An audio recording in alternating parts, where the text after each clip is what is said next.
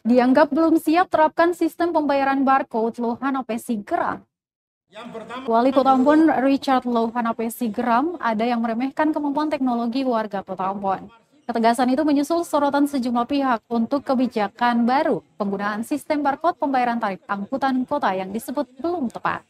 Warga yang dinilai belum melek teknologi menjadi pertimbangan. Wali Kota 2 periode itu pun menegaskan warga kota berkompeten dalam pemanfaatan teknologi. Meski begitu, tak semua warga dapat menggunakan sistem barcode. Namun tak berarti warga Ambon tertinggal dari lainnya. Dia melanjutkan penggunaan barcode sebagai sistem pembayaran tarif pun tak wajib dan masih uji coba. Warga masih dapat membayar secara tunai. Lohanapesi menjelaskan dengan status Ambon sebagai kota smart dan dengan perkembangan teknologi, kedepannya akan ada perubahan dalam banyak sistem.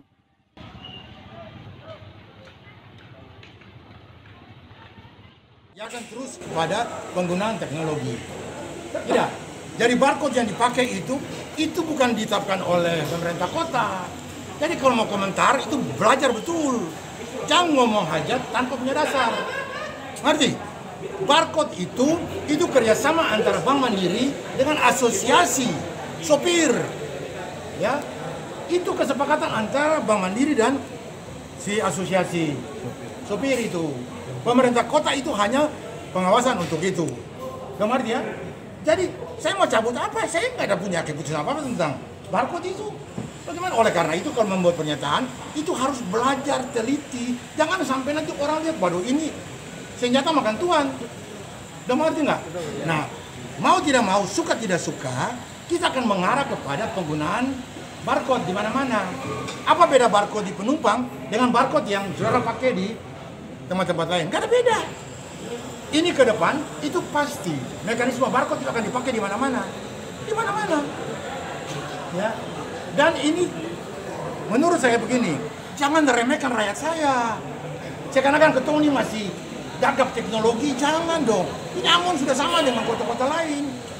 Nilainya kita ini jauh juga lebih hebat. Jadi jangan ketemu pakai itu seakan-akan ketemu ini belum siap bahwa tidak semua orang itu bisa pakai barcode. Jadi kalau angkot itu juga kalau tidak bisa pakai barcode, bayar tunai kan tidak ada masalah apa-apa. Tidak ada masalah apa-apa. Cuma jangan meremehkan ini rakyat seakan-akan ketemu masih tertinggal. Saya nggak mau itu.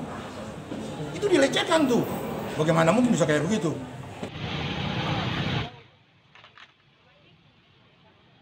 Terima kasih sudah nonton. Jangan lupa like, subscribe, dan share ya.